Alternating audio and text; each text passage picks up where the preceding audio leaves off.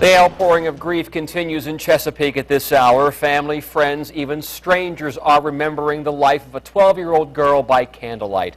Police say a 13-year-old boy shot and killed Carolyn Walker during a game of Russian roulette. 10 on your side's Jason Marks is at the vigil right now. Jason?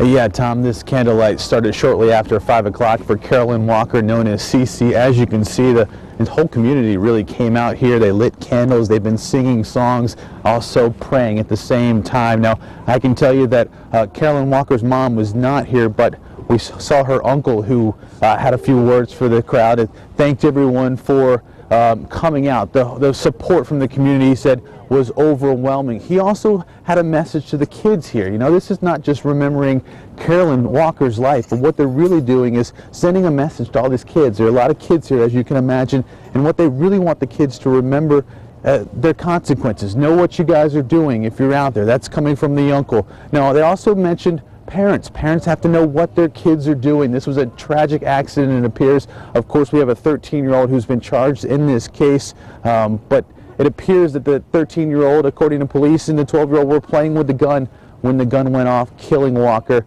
Very emotional night out here. This is the place where police found Walker's body. So as you can imagine, very emotional night. But it continues. This vigil has gone on here for about half an hour, and it continues. It's a lot of tears, some laughs, but everyone remembering her life, but remembering what should have been, and remembering that there is a message to her death, that kids need to know what they're doing, need to know that there are consequences for playing with guns. Of course, we're going to stay out here.